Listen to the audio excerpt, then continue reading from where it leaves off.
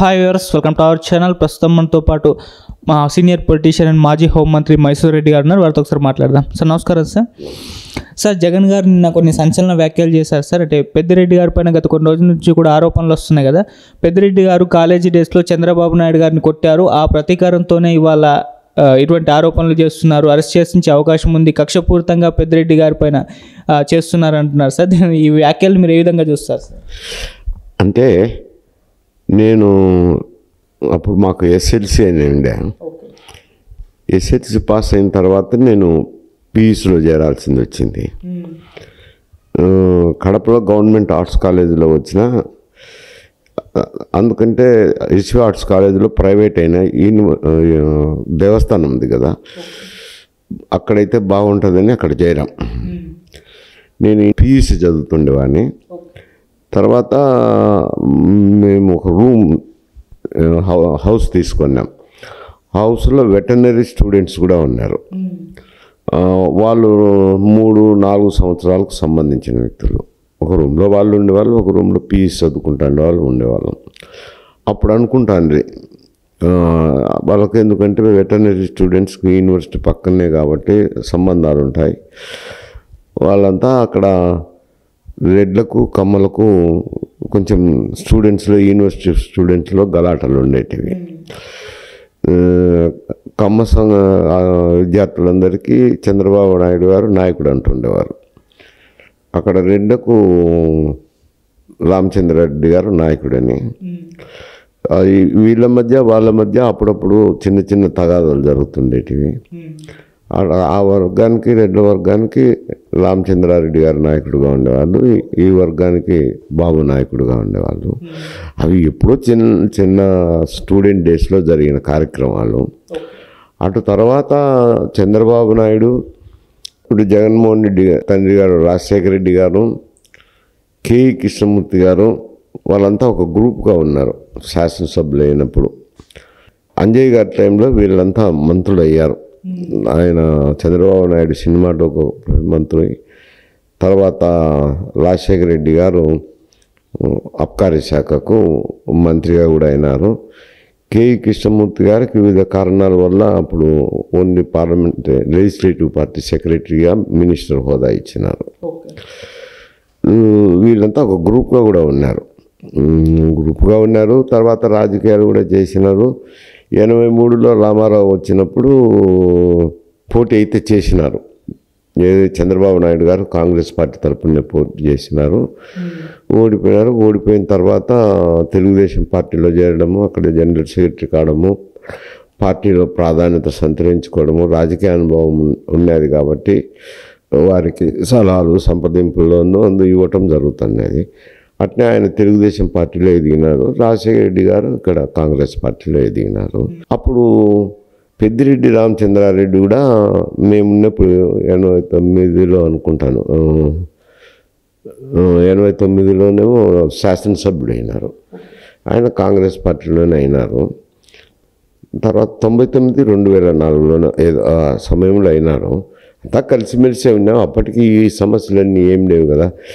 అవి గుర్తు పెట్టుకొని ఇప్పుడు ముఖ్యమంత్రి అయిన తర్వాత పెద్దిరెడ్డి గారు రామచంద్రారెడ్డి మీద కసి తెచ్చుకునే దాంట్లో అర్థం లేదు. ఎందుకంటే అంతవరకు మాట్లాడుతున్నారు, జరుగుతున్నాయి, శాసనసభ్యులుగా ఉన్నారు. అక్కడ ఆయన మా తెలుగుదేశంలో ముఖ్యమంత్రిగా కూడా ఉన్నారు.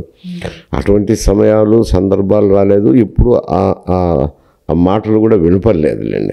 అవి స్టూడెంట్ డేస్లో ఉన్నప్పుడు, నేను పీయూసీలో ఉన్నప్పుడు జరిగినట్టు, ఇప్పుడు 35-40 సంవత్సరాల కిందటి చరిత్ర. అవి ఇంకా ఇక్కడికి ప్రస్ఫుటం అవుతాయంటే నేను నమ్మటం లేదు.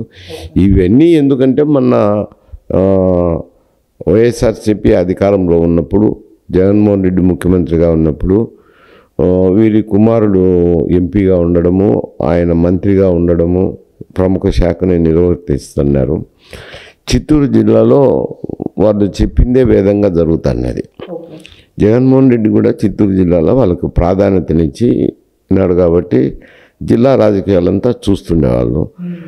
ఆ జిల్లా రాజకీయాల్లో కొంత ఉంటుంది కదా, అధికార పక్షం ఉన్నప్పుడు పోలీస్ యంత్రాంగము మద్దతు తెలుపుతారు, కలెక్టర్లు మద్దతు తెలుపుతారు, ఇవన్నీ సహజంగా వస్తుండేటే. ఇప్పుడు ఈ రీజనల్ పార్టీస్ వచ్చినాక ఈ వ్యవహారం అంతా అట్నే ఉంటుంది. ప్రభుత్వం కనుసన్నల్లోనే మెలుగుతుంటుంది ప్రభుత్వ యంత్రాంగం అంతా. ఉన్నప్పుడు ఒకటి రాజకీయంగా వాళ్ళ మద్దతుదారులు కానీ వాళ్ళ కోసం కానీ మద్దతు ఇవ్వడము, సపోర్ట్ చేయడము, లేకపోతే సహాయం చేయడము, రకరకాల కార్యక్రమాలు జరుగుతుంటే కొంచెం అవతల పార్టీ వాళ్ళకు కూడా బాగా ఆవేశం, ఆక్రోశం ఉంటుంది.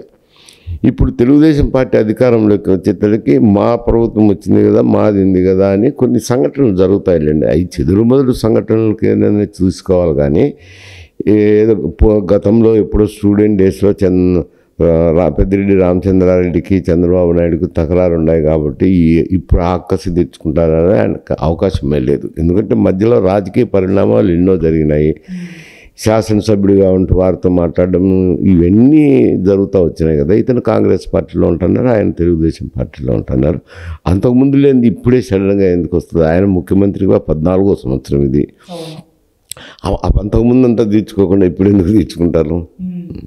అదే అసందర్భమైంది. కాలేజీ డేస్ది ఇప్పుడు అన్వయించడం అసందర్భం అంటారు. ఇవన్నీ ఇటీవల రాజకీయ పరిణామాల వల్ల జరుగుతున్న సంఘటనలు. అంటే మదనపల్లి సబ్ కలెక్టర్ కార్యాలయంలో ఫైల్స్ తగలబడిపోయాయి. ఇది పెద్దిరెడ్డి రామచంద్రరెడ్డి అక్రమాల చిట్టా అంతా ఫైల్లోనే ఉంది, కావాలనే తగలబెట్టేస్తారని చెప్పి టీడీపీ ఆరోపణలు చేయడం చూసాం. దీన్ని ఎందుకు అంత పెద్ద ఇష్యూ చేస్తున్నారు? ఫైల్ పడిపోతే మొత్తం దాని రికార్డ్ అంతా సిస్టంలోనే ఉంటుంది, ఒక్క బటన్ నొక్కితే చాలు మీకు సిస్టమ్ అంతా వస్తుంది, దాన్ని చూపెట్టకుండా అనవసరంగా ఆరోపణలు చేస్తున్నారు. ఇది కక్షపూరితంగానే చేసేదని అంటున్నారు సార్. అది చిన్న విషయాన్ని ఎందుకు రైస్ చేస్తున్నారు? అంటే ఇప్పుడు అక్కడ ఏదో భూములు ఇది తీసుకోవటము ఇవి జరిగినాయని అనుమానాలు ఉన్నాయని చెప్పి పత్రికల్లో వార్తలు వచ్చినాయి. దాని మీద సిఐడి ఏదో ఎంక్వైరీ చేస్తున్నట్టున్నారు. ఎంక్వైరీలో తేలుతుంది కదా ఎవరు ఏ ఫైళ్ళు మాయమైనాయి, ఏ ఫైళ్ళు దగ్ధమైనాయి అక్కడ. ఎందుకంటే ఒక అగ్గిపుల్ల దొరికిందని అంటే పోలీస్ అధికారులు చెప్తానే దాన్ని బట్టి. అగ్గిపుల్ల అంటే అగ్గి పెట్టినట్టే కదా, దానంతకు అది షార్ట్ సర్క్యూట్ యాక్సిడెంట్గా తగిలినట్టు కాదు. దాని మీద పై అధికారులు దృష్టిలోనే పడింది కదా దర్యాప్తు అంతా. దర్యాప్తు జరిగినాక వెలుగులోకి వస్తాయి సంఘటనలు. దాంట్లో పెద్దిరెడ్డి గారు రామచంద్రారెడ్డి హస్తం ఉంది అనే అనుమానాలు ఉన్నాయని పత్రికల్లో కూడా వచ్చినాయి వార్తలు. అది ఎంత మేరకు నిజమో ఎంత మేరకు అబద్ధమో అది తర్వాత దర్యాప్తులో తేలుతుంది, ఆ ఇన్వెస్టిగేషన్లో తేలుతాయి. సార్ ఇటు జగన్మోహన్ రెడ్డి గారు ఢిల్లీ వెళ్ళి ధర్నా చేయడం మనం చూసాం సార్. ఇండియా కూటమి నుంచి కొంతమంది నేతలు మద్దతు కూడా తెలిపారు. అయితే ఇప్పుడు జగన్ గారు ఇండియా కూటమిలో జాయిన్ అవ్వబోతున్నారంటూ వార్తలు కూడా వస్తున్నాయి. అఖిలేష్ యాదవ్ గారే మంతనాలు జరుపుతున్నారంటున్నారు. మరి ఇండియా కూటమిలో చేరే అవకాశం కనిపిస్తుందంటారు? ఇప్పుడు గత అనుభవాలను దృష్టిలోకి తీసుకున్నప్పుడు అది కొంచెం ఇబ్బందికరమైన సమస్య జరుగుతుందని గ్యారంటీగా చెప్పలేం. ఎందుకంటే గతంలో రాజశేఖర రెడ్డి గారు చనిపోయిన తర్వాత జగన్మోహన్ రెడ్డి సోనియా గాంధీ గారిని కలవడము, కలిసినప్పుడు కొంచెం ఏదో రాజకీయంగా కొన్ని రాజకీయ పరిస్థితుల్లో ఆయన కాంగ్రెస్ పార్టీని ధిక్కరించి వచ్చి ఇక్కడ పార్టీ పెట్టడం జరిగింది. వైఎస్ఆర్సీపీ పార్టీ పెట్టుకున్నాడు, తిరిగినాడు. సరే ఒక మారు ఎన్నికల్లో ఓడిపోయినాడు, రెండో వారం ముఖ్యమంత్రి అయినారు. అది కాంగ్రెస్ పార్టీ నుంచి అధిష్టానం. ఎందుకంటే సోనియా గాంధీని ఎవరు ధిక్కరించరు. అటువంటిది సోనియా గాంధీ దగ్గర ఏదో వాళ్ళ తండ్రి చనిపోయినాడు కదా, ముఖ్యమంత్రిదే అనుకుంటాను, దాని మీద భేదాభిప్రాయాలు వచ్చి ఆయన అక్కడి నుంచి న్యాయం జరగదని వచ్చేసి పార్టీ పెట్టుకున్నారు. ఇప్పుడేమో అధికారంలోంచి దిగిపోయినారు. దిగిపోయిన తర్వాత కొన్ని చెదురుమదురు సంఘటనలు ఇవి ఎన్నికల తర్వాత జరుగుతూనే ఉంటాయి, సహజంగా జరుగుతుంటాయి. ఎందుకంటే ఆ పల్నాడు ఏరియా కూడా కొంచెం ఫ్యాక్షన్ రిడెన్ ఏరియానే. ఏదో ఇద్దరు వ్యక్తుల దగ్గర వాళ్ళ తగాదాలు, వాళ్ళలో ఏదో ఒక సంఘటన. ఏదో ఇక్కడ పెద్దిరెడ్డి గారు రామచంద్రారెడ్డి మిథున్ రెడ్డి కుమారుడు, ఆయన మిథున్ రెడ్డి అక్కడ ఏదో రెడ్డిరెడ్డి అని ఎక్స్ఎంపీ ఇంటికాడికి వెళ్తే అక్కడ పుంగనూరులో గలాటలు జరిగినాయని, అవన్నీ కొన్ని చోట జరుగుతాయి. ఇవి జరిగినప్పుడు దాన్ని వేరే విధంగా ఆలోచన చేయాల్సింది. ఏదో కలెక్టరేట్లో ధర్నానో ఇటువంటి కార్యక్రమాలు చేయాల్సింది ఒకటే మారు ఢిల్లీలో ధర్నా పెట్టుకున్నారు. అది అంత చిన్న సంఘటనలకు ఢిల్లీలో ధర్నా పెట్టుకుంటే కేంద్ర ప్రభుత్వం వెంటనే రియాక్ట్ అవుతుందంటే వాళ్ళకు కూడా ఇంటెలిజెన్స్ ఇన్ఫర్మేషన్ ఇవన్నీ ఉంటాయి కాబట్టి ఎవరు రియాక్ట్ కారు. అయినా పోయినప్పుడు అక్కడ ఢిల్లీలో జనరల్గా ఏమవుతుందంటే రాష్ట్రాల మాదిరి ఉండదు.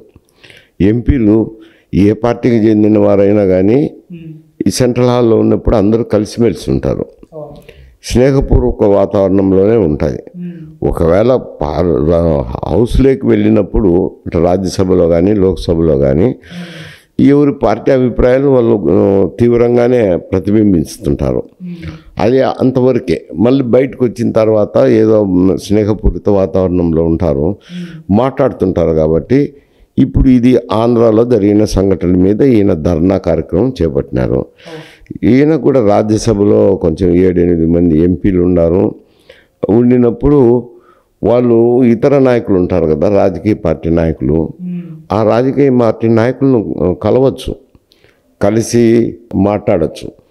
మాట్లాడినప్పుడు ఇన్వైట్ చేసినప్పుడు వాళ్ళకు అఖిలేష్ యాదవ్ కానీ మిగతా ఆడ పాల్గొన్న నాయకులకి ఎవరికి ఆంధ్రప్రదేశ్ రాజకీయాలతో సంబంధం లేదు. పిలిచినప్పుడు స్నేహపూరితంగా పిలిచినప్పుడు ఎవరైనా వచ్చి ఇటువంటి సంఘటనలు వేదిక మీదకి వచ్చినాక ఎవరైనా ఖండిస్తాం కదా. హత్యలు, దౌర్జన్య సంఘటనలు ఎవరైనా ఖండించినారు. అంత మాత్రాన్నే జగన్మోహన్ రెడ్డి గారు ఇండియా కూటమిలోకి పోతారు అని నేను అనుకోవడం లేదు. గతంలో ఉంది కదా, ధిక్కరించి వచ్చినోడే కదా. కాంగ్రెస్ పార్టీలో వాళ్ళ ఆయన ముఖ్యమంత్రి ఉన్నాడు, ముఖ్యమంత్రి చనిపోయిన తర్వాత ఈయన వెళ్ళి కలవడము. సరే, ఎవరైనా కానీ మా తండ్రి తర్వాత నాకు కావాలని ఆశించుకుంటారు కదా ముఖ్యమంత్రి. అప్పుడు వివిధ కారణాల వల్ల వాళ్ళు అంగీకరించకపోతేనే వచ్చినాడు. ఆ సంఘటనలన్నీ వాళ్ళ దగ్గర ఉన్నాయి కదా. ఇప్పుడు ఇండియా కూటమికి పోయినాడు అనుకోండి, పోయినా ఇక్కడ సిబిఐ ఇన్వెస్టిగేషన్స్ జరుగుతున్నాయి. పూర్తిగా వ్యతిరేకంగా పోలేడు కదా, అక్కడ ఎన్డీఏ కూటమికి కూడా వ్యతిరేకంగా పోలేడు. రెండోది, కాంగ్రెస్లో ఇటువంటి సంఘటన జరిగి బయటకు వచ్చి పార్టీ పెట్టుకున్నాడు. అది ఉంది. ఇక్కడ ఇట్లా ఉంది, అక్కడ అట్లా ఉంది. ముందుకు పోతే నుయ్యి, వెనక్కి పోతే బాయ్ అనే పరిస్థితి ఉంది ఆడ. ఎన్డీఏకు, ఈపీఏకు, ఇండియా కూటమికి, ఈపీఏ కాదు ఇండియా కూటమికి ఉన్నప్పుడు ఈయన మొన్న ఎన్నికల్లో అయితే ఏ కూటమి వైపు కూడా మొగ్గు చూపకుండా సొంతంగానే నిలబడినాడు. ఇప్పుడు ఏదో కూటమిలోకి తొందరపడతారని నేను అనుకోవడం లేదు. అంటే ఎన్డీఏ కూటమిలోకి పోవడానికి ఇక్కడ తెలుగుదేశం పార్టీ, జనసేన ఎన్డీఏ కూటమిలోనే ఉన్నాయి కదా. బీజేపీ కలిసి ఎన్డీఏ కూటమినే ఎన్నికల్లో పోయినారు. ఎన్నికల్లో ల్యాండ్ స్లైడ్ విక్టరీ వచ్చింది, వాళ్ళు ప్రభుత్వం ఏర్పాటు చేసినారు. ఇక్కడ పోతే ఇండియా కూటమిలోకి పోదామంటే అప్పుడు పార్టీని ధిక్కరించి వచ్చినారు. అందుకని ఎన్నికలు పోతే ముందుకు పోతే బాయ్ అన్నట్టు ఉంది.